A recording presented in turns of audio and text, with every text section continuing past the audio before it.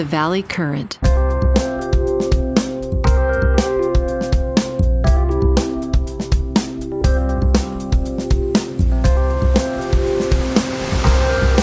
Hey, Sophie, you look so young. So lucky. I call you Sophie, but your real name is SC, right? I go with SC, yes. Tell me the background on that, because Sophie Charlotte is a very beautiful name. Yes, thank you for asking. Because I was, after 10 years of trying to get everybody to call me Sophie Charlotte, I was tired of it. And I figured that's not what I want to be remembered for.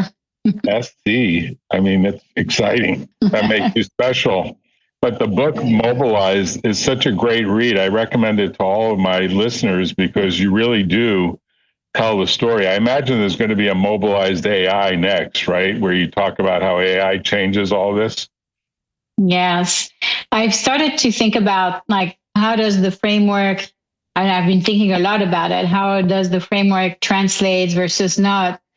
And, the thesis of the book is that great technology is an extension of ourselves. So when we think of great products, we have to think about what makes a great person. And I use mind, body, spirit to describe it. With AI, obviously our mind is further expanded with all the capabilities that it offers. So there's more possibilities there. With our body, like the beauty part, the user experience, I think what we're moving towards is what I call invisible products, where we actually no longer spend time using the products, but this product learns from us and is providing value without us interacting with it. And then the third piece, which is the meaning, personalization, right, the spirit part, I think that's something that AI really can amplify or destroy. And so it's going to be up to us to decide what we do with that. No, I think you're right on. And, I talked about the 7 essences, and you've covered 3 of them well in a very simple statement. And I've been saying for a while that we need to teach our kids, maybe even in grade school, even in high school. And of course, you're running a venture capital firm, which is seeing a lot of products, I imagine, and seeing a lot of opportunities for new products.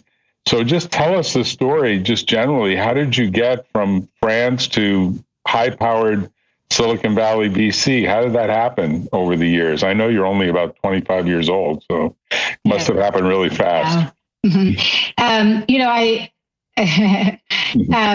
was born and raised in Paris, like you said, and I studied electrical engineering, and then moved to the Bay Area right after that, and I got my MBA there, and then started working in tech as a tech entrepreneur and product manager. And I did that for a decade. And then after a decade, I was invited. I was early at Facebook. I had my own companies. I worked for Electronic Arts as well. And then I was invited to write this book, Mobilized, on what makes a great product. And at the time that I was doing that, I was angel investing. So this book really was a great transition because it started a movement of product managers who wanted to build great products. And as you know, these product managers, they're also the people who start companies and join innovative companies. And so they were referring a lot of interesting startups to me, saying you should invest as an angel. And then after I would invest, I would send it back to them and say, hey, this is a great product. You should try it. You should buy it. And that created a very virtuous cycle, right? A whole ecosystem. And that's the core of what Mighty Capital is today at just a bigger scale. Right. I mean, how'd you come up with the name Mighty Capital? That's kind of an interesting name. How'd you do that? Well, my first surprise when I was looking for a name was Mighty Capital is available. Venture is like a 40-year-old business and nobody has picked that name. So I better grab it now quickly. We own the trademark and it's a great name. So we were looking for a name that would convey that we're more than just money, that we're very powerful, right? We're empowering founders because we add all these, this ecosystem and this massive marketplace.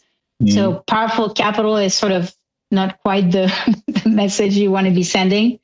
But Mighty Capital, was definitely a very strong name. And then the added benefit is it also is a bit of an echo of my last name, Moatti. And so, nice. I didn't see that. That's nice. I didn't see that. But that's an Algerian name, right? Moratti, am I remembering this right? It's a Jewish name. Yes. Jewish name. Yes, Sephardic Jewish. My dad was Jewish. And what was his profession? What did he do? Do you see any of his DNA rubbing off on you from a business point of view? My dad was an entrepreneur. And, my dad is also very strong influence in my life because he was terminally ill most of his life. He was a paraplegic, and he still, ran his own business, drove a car around, and so the strengths of character, the will, the sheer willpower of just surviving through decades of very severe illness, made me realize, well, if he can do that, run his own business while not having the use of his legs, what do I need to do? And so it really raised the bar for what the meaning of like my life and the legacy I want to leave. Nice. I mean, how about your mom? What did she do? So my mom was also an entrepreneur, but inside a very antiquated organization, which is the French education system. She was a teacher, and she decided that everybody needed to learn English, which at the time in France was not very popular. And so she just set out to teach English to primary school kids without permission and created a movement inside the French Ministry of Education that led to this curriculum, right? English becoming mandatory in all French primary schools. And she published half a dozen books on how to teach French primary kids, English. Wow. And so that's her legacy. She was very much a rebel. Are her books on Amazon? I mean, that also explains why you're writing books too, to some degree, I bet, right? I would have to check if her books are still on Amazon. That was a while ago, but they were very popular, and many schools bought them for their pupils. Did she go by her maiden name, or did she go by your dad's name?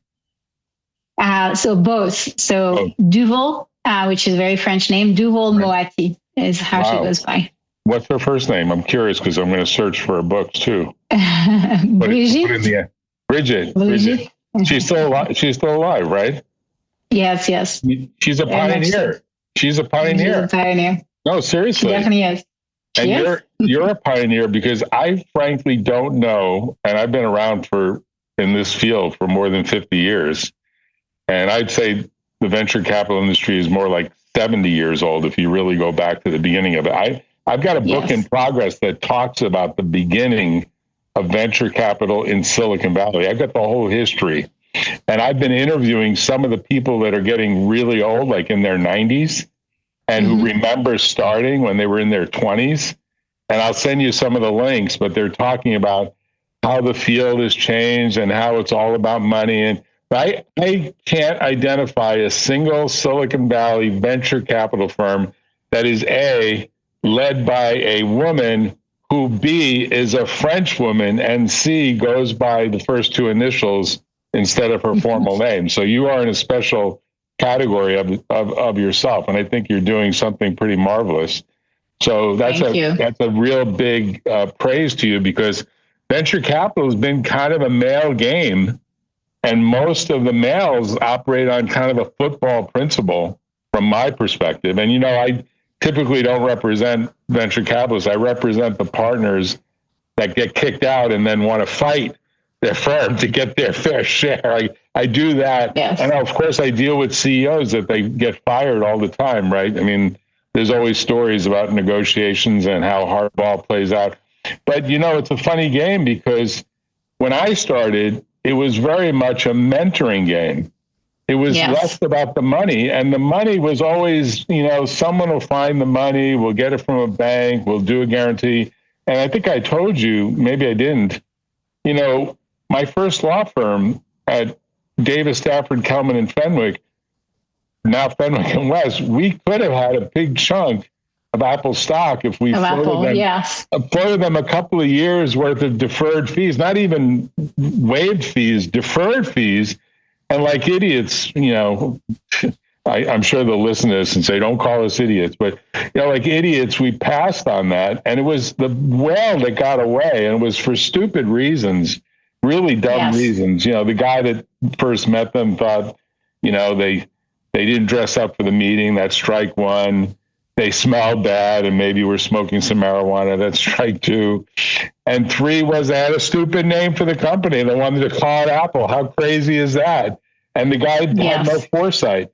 But, when I think about it, the mentor, and by the way, the guy who ended up getting the big stake was Mike Markula, and he never put in a dime. He signed a guarantee for a line of credit, which really had very little risk because all the security interests on the parts and the in-progress work and the finished product were all tied up with the Bank of America. So they were going to get paid one way or the other. So that was such an easy thing for him to do. And if Mike is listening, he'll tell me, yeah, let me come on and tell the full story. But now I think it is, you tell me, now it seems to me more of like a spreadsheet calculation that often gets done where people are saying, look, I got to get 10x or 20x or 50x, and that may or may not happen in this lifetime. You tell me, what do you see? What do you see happening? Because you're kind of a modern woman playing in a very old game, maybe in a very modern way, right? Yeah, that's the only way to survive. So a few reactions. One is you're correct that today there is no other French woman who runs a venture capital firm. So that's one. The second thing is, nor have you taken any money from France, which really shocks me. Right? Am I right about that? Am I right about that? Yes, you're 100% correct. It's too hard. And I hope they're listening and that changes. The second thing is, when we started Mighty Capital, in fact, there's some articles you can find if you search for us online. I also wanted to go back to the roots of venture capital, which were all about mentorship. And I mentioned we have this gigantic ecosystem. We have 500,000, 600,000 product managers and chief product officers. So the value of the mentorship, I thought, would be the biggest value add that Mighty Capital would bring. And our check was small initially. And then I realized that, well, it actually is moot in this environment, because if I write a check that's like, say, $1, and somebody across the table write a check so $5 or $100, who's the entrepreneur going to listen to? It's obvious they're going to listen to the bigger check. And so if I actually want my mentorship to be valued, I have to write a big check. And so there's a real shift in the value of venture capital, where you have to play the game differently and disrupt. And, you and I think, share some of that rebellious attitude where, I certainly have had my fair share of being shunned and given the cold shoulder, and it creates, some desire to, one up and be even more successful sometimes. And it's very popular with a lot of entrepreneurs who like that rebellious aspect. But two, you also have to play by some of the rules. And one of the rules that you cannot play without is you have to be incredibly ambitious if you want to build a great firm. And so we just closed our third fund, which is $100 million.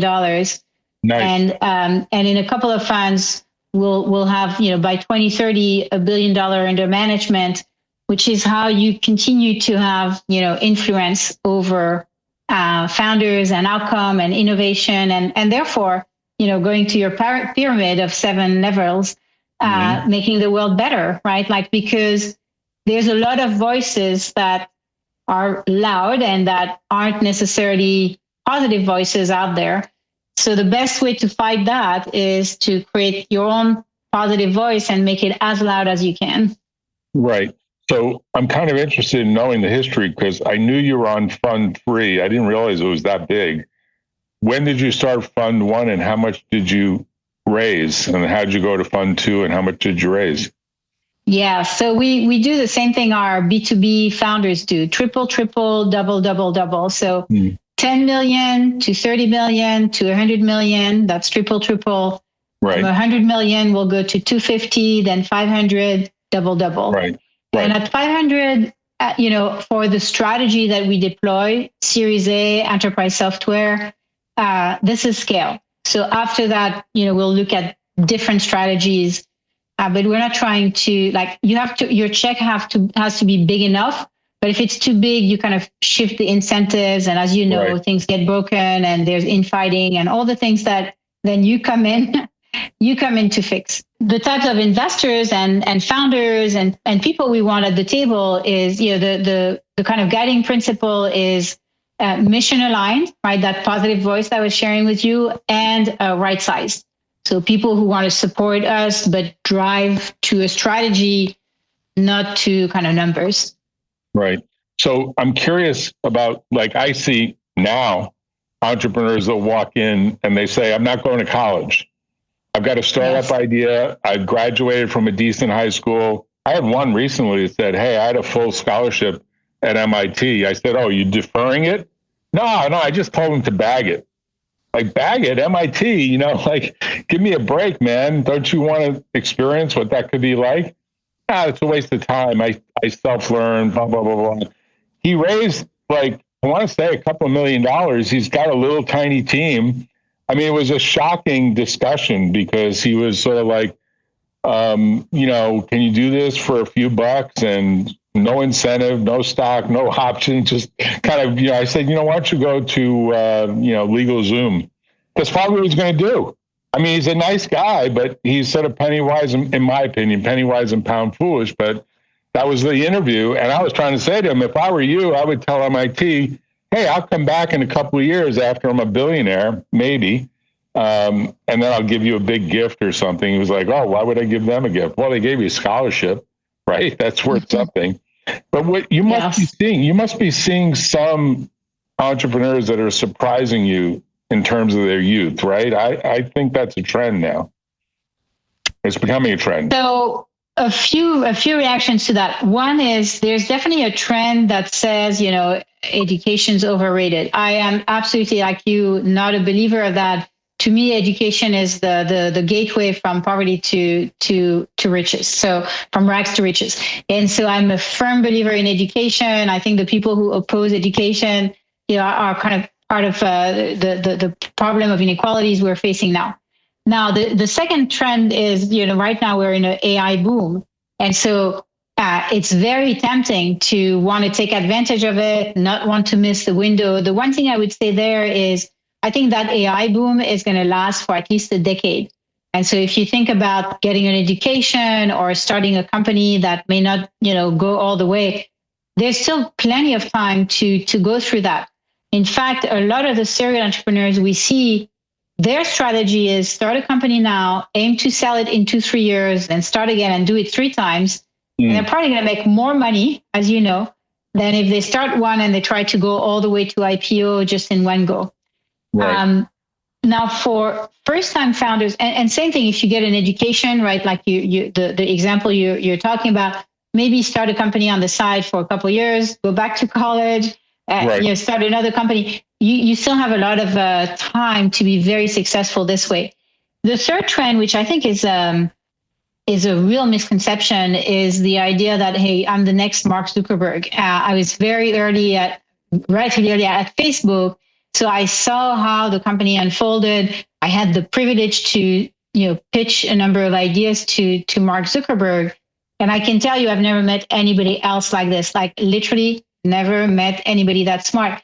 You talk to him and you hear the wheels turning at light speed. And so a lot of the people who, think they are the next Mark Zuckerberg, they really have to think about, what are the odds of that? I'll give you another example. On our team, we have somebody who's really smart, has 20 patents on AI. The value of, this is very high. And you probably know, there's 1 in 800,000 people who have 20 patents or more, right? Who have that level of smarts. And there's different ways to show who's smart and who's not. But that's the kind of odds we're talking about, to be a super successful next Elon Musk, Mark Zuckerberg, and so on. So definitely a bit of a reality check for some of these folks. Well, there's a woman that just kind of wrote a biting book about Mark Zuckerberg called, I think, The Empire of AI, or The Empire of something. I don't know if you know. It's a very critical review. We won't get into that, but it's an interesting kind of story. The whole Facebook story is such an interesting story, because if you really think back, really think back to like, what was Facebook? There was actually something that IBM copied from another product. I know some of this history. Ultimately, it was called IBM Notes. It was actually Lotus that came out with something called Lotus Notes. And the only part that they didn't really integrate into Lotus Notes was all the photography stuff, right? But Lotus Notes was essentially a community that exchanged information. And then IBM bought it and tried to do something with it, and it kind of failed. And you could say either Mark or maybe those twins or some group of them or whoever it was came up with some view that, hey, we can do something that'll work just as well very quickly. And then they did that thing at Harvard that was kind of like, who's hot?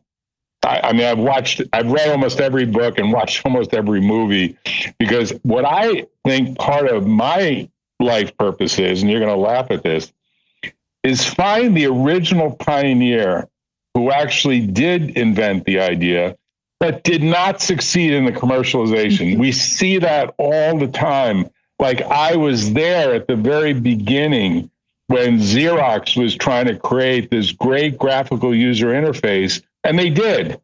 And that machine was great. And then Jobs and Wozniak see that machine and they say, hey, we can eventually come out with something that has this great user interface. And Doug Engelbart, who was really the inventor of the Alto and the mouse and the graphical user interface, he gets like zero credit in this story. I mean, Doug is one of the most interesting inventors in the world, of course, now deceased. And, didn't really make much money over his lifetime. Should have, but didn't. But like, to me, he should be honored by Apple because he's really the inventor of the Mac, in my opinion, if you really trace the history. And sometimes I think that story gets lost. Like, people think different people really did things that to some degree they packaged it better. And this is all leading up to a question. It's a big roll up here, but I think you're going to like the question. How important is it to you to really figure out kind of the person that comes in? Do they authentically have the invention like it's their invention? Or do you look at it like, hey, they've repackaged this great electronic toothbrush that actually tells you how good your gums are. It gives you a little AI feedback. But the invention was done by somebody else, but they packaged it in a nice, small, portable package. And they didn't invent it, but they figured out a way to get it down in price. Like, tell me how you think about that, because I think different people evaluate that kind of thing differently. And in this world where we are today, right? So tell me how you think about it. Yes, totally agree with you. What I'm seeing is post-COVID, there's a complete shift from more the visionary founders, what you're describing, like I'm the inventor of it. Sometimes I get the credit, sometimes I don't. There's always a part of a luck or destiny. But I'm more of a visionary. I want to change the world. To now, I'm here about making money, and I just want to get the money and I'll package and so on. So I see a shift from visionary to mercenary post-COVID. And then the other thing is there's all sorts of ways for investors to make money, right? So maybe I should step one level up, which is a lot of entrepreneurs ask, hey, what are VCs looking for? And the answer is that simple. As you know, VCs are paid by their own investors, their limited partners, to make money. And so honestly, like, nothing else really matters except that.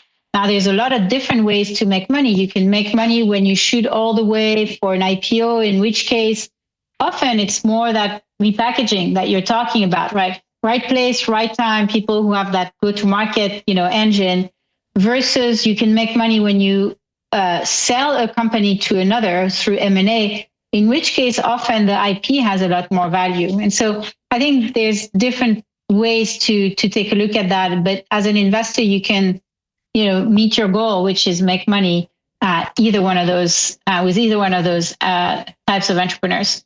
No, I think the edge that you have is you're French, so you probably can understand the way the French would look at products. France was like the first market that Apple succeeded in after America. I didn't know that. Yes, France was the first when they, we represent, even though we didn't take their stock like idiots, we did represent them. We forced them to pay fees. That really was a big mistake. But the first market they had to decide, do we go into Germany? Do we go into, it's a big market. Do we go into Italy? Do we go into France? The overwhelming view was the French will love this machine. The French did love the machine. I think the French really caused the proliferation of the Apple Macintosh to make it throughout really the rest of Europe. I'm convinced of that. So they make, you have to make this right decision about what international market do you go into. Do you try to assist your startups with that, or do you leave it to later stage people that come in later in the game to help them with the international expansion? We can help them with international expansion. Where we really add value is when we introduce them to these product managers. So when we make an investment, we essentially say, hey, let's tailor this network and turn it into a marketplace where, product managers can buy your product. And it turns out that in the Fortune 1000 right now, most of the decisions related to innovation, whether it's engineering, analytics, marketing, design, product, and many more, are either done by or vetoed by or championed by product managers. So it's a pretty big range of products that we can help accelerate. So it sounds like your real edge, besides that you're French and you have a good eye for taste, of course, most French do, is you actually have kind of the pipeline that can help the startup founders see that there's an M&A potential to any of these 1,000 or more product managers. Like that's basically like almost a vertical integration into the way to get big distribution, right? Because consumer product. So I'm curious, do you try to stay within a certain focus? Like some people say consumer products or electronic products or something that's going to replace, like maybe Mark will be lucky and the latest set of AR glasses are going to actually replace the iPhone, right? He's got a shot at that. I can't believe definitely does. I think that Tim Cook must be like sweating this because I guess he killed the latest Vision Pro, which of course I buy all of these devices and play with them because I was with Jaron Lanier, we were early people in what was going on with VR and AR and MR. And I thought the Vision Pro was conceptually a good machine, but just too big and too bulky. And so I'm saying he's killed that, and apparently he's going to try to build something really fast. We'll see whether that really plays out. But I'm kind of curious. Do you try to target, or are you more open about it? What you're looking at? Yeah, we focus on enterprise software, so B2B, not B2C. Okay. Most of our investments are in technology, security, but we also have some health AI, some fintech. Anything that essentially is bought by a product manager or a VP of product, that's relevant for us. Okay. So anyone that came in with you probably would screen out, hey, I've got a more advanced electronic toothbrush. You'd say, yeah, that's kind of a consumer We don't do a lot of devices. Yeah, you're right. We don't do a lot of consumer. We don't do a lot of devices. Those are farther away for us for now. So I'm curious, the last part here that I want to cover, and definitely we'd have you come back on whenever your next book comes on or even sooner. But I'm kind of curious, where do you see the VC industry going? Because I have to tell you, I really think the mechanical exercise of manipulating a spreadsheet and wiring money is going to be totally wiped out by the way in which these younger and younger people say, I don't really need that much money. I can get started. I can get started with like a couple $100,000. And I got a million now. I've got runway for 5 years. The teams are smaller. They're using a lot more AI. The code is all on GitHub. I mean, there's so many advantages that years ago none of these companies had. And if you're a VC, you got to sort of worry that to some degree it gets harder and harder to place money to some degree. Yes. Right?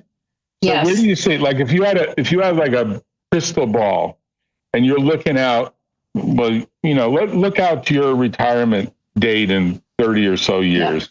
What do you see as you look that far out? So there's a couple of things. First of all, I totally agree with you that there's complete disruption of the venture value chain. And it's driven by what you described, which is founders, especially serial founders, need less and less money. I think that's temporary. I think that's going to change. Just like, in the early days of mobile and cloud, you could start a company and build an app really cheap, and then it became expensive again because it's more complex. There's expectations. The go-to-market is more expensive. So temporarily, I think there's an opportunity for very capital-efficient companies, which is what we're funding too. And then I think there's another change, which that is more permanent, which is no more IPOs. Nobody wants to go public anymore, and why? It's too complicated. And so the most of venture capital money is made from IPOs. And so a lot of the firms are structured to say, go big or go home, because it doesn't matter. I'm only counting on IPOs. But if you no longer have IPOs, then it means that M&A become a big exit driver again. And so how do you actually, create these M&As, make them more strategic than financial? And that's where, adding value becomes important again, like the mentorship that you were talking about, the product ecosystem, like what we have with a lot of buyers, is really important. So I think that's going to be like really shifting dramatically. The very big firms are going to become, perform way less. The very small firms, I think, are going to have a real challenge scaling. And so there's going to be kind of a changing of the guard, which is, what we're counting on for scaling our firm. There's definitely a version of creative destruction playing out in a big way. I mean, I have to tell you, I see so many changes happening in the legal profession. I can't even enumerate them. There's just so many. Like years ago, you would never, ever accept an email from somebody saying, hey, I've got a client that really needs help. You would just say, forget it. That's crazy. Now, lawyers are jumping for the chance to be the first one to respond. It's like a Pavlov's dog. It's really funny because years ago, people would ignore that. It's noise. Now people are like, well, that's how you get a client. That's how you generate a lead. That goes into the top of the funnel. You have to have a system for segregating the good from the bad.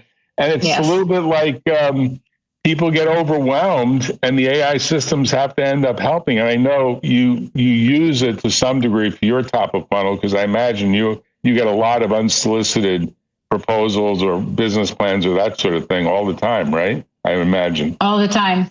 2 years ago, we had 4 people managing our top of funnel, creating thesis. And so these 4 people could create 1 thesis a week. Right. And so when you were a smaller firm, it's hard to scale, like add more people, do more thesis, right? So the bigger firm had an advantage. We've implemented AI around that. And now 1 person can run 1 thesis per day. Wow. That's like a 20-time improvement. Right. And so we can compete with the largest firms because we can, kind of automate that top of funnel pretty effectively, which also works against them because now they have built up these gigantic teams that don't move as fast, that don't want to lose their jobs, right? And so being very nimble, and I know your firm is the same, right? Like you can execute so much more with so much less. So there's definitely like massive disruption coming in the venture capital industry, just like you're describing with the legal industry and the funnel. Yeah, I mean, the legal industry, the consulting industry, you name it. Many years ago, I'll end with this point. Many, many years ago, there was a a guy and his son. They were both lawyers in, I want to say, the UK, both solicitors in the UK. And they wrote this book called The Future of the Professions. And I want to say this is like 20 years ago. And people who got the book, and I got an early copy and I read it and I thought, wow, this guy is predicting the professions are going to get wiped out by intelligence that will be baked into computer systems in an immediately accessible way. And he wasn't even talking about AI. He was just talking about the digitization of paper books into accessible documents. And people were like, no way. I mean, he said architects are going to see it, attorneys are going to see it, accountants are going to see it, priests are going to see it, priests, like who could imagine that, right? And that guy has been so right. His name is Siskind. I will get you the book. He's written 3 more books after it. Now his son has. And he was really predicting in some ways what we're seeing now 20 years ago. Amazing. And he's got to be like in his 80s or 90s, but it would be interesting for him today. And maybe I can get him on the show. But let's end with this, because this podcast does make its way into Europe and to France. And I think you do deserve at least a few tens of millions of dollars from your own country in France. So how would people reach you? How do they best reach your firm these days if they either want to put money into the next fund or they want to see if you're interested in a product, a B2B product idea? How do they generally reach you? Yes. So email me, sc@mighty.capital, or message me on LinkedIn or X, and I definitely am happy to connect. Good. Well, thank you, SC. You're really marvelous, and thank you for spending the time. You are so lucky to be so young. I look forward to hearing about the success of Fund 2 and Fund 3, and I guess Fund 4. And I don't know what you're going to do with all that money, but I'd say you probably should start a little charitable foundation and get it started on what the next big idea is. Maybe pick up your mom's mission to some degree. Yes. We do have a foundation, actually, like the community that engages these 500,000 product managers. Right. That's a nonprofit. So everything that this organization does is for free and is available to everybody. And a very significant portion of it has been funded by me and by Mighty Capital. Oh, nice. That's a good story. I didn't realize that. So it's really a 501c3 that kind of has this mission. What's the name of it? Exactly. What's the name of that? Products that count. And the mission is to allow everybody to build great products. Excellent. Well, congratulations on all the success and keep it up. And I'll be tracking your progress. I do follow people that I think will be like the next significant thought leaders, and you're right there. So continue to do it. You're way ahead of Mark, by the way. I think, at some point he might write a book, but it'll be probably ghostwritten. So we'll see where that goes. Sorry, Mark. I just have to say the truth the way it is if you're listening. See you later, SC. Talk to you later.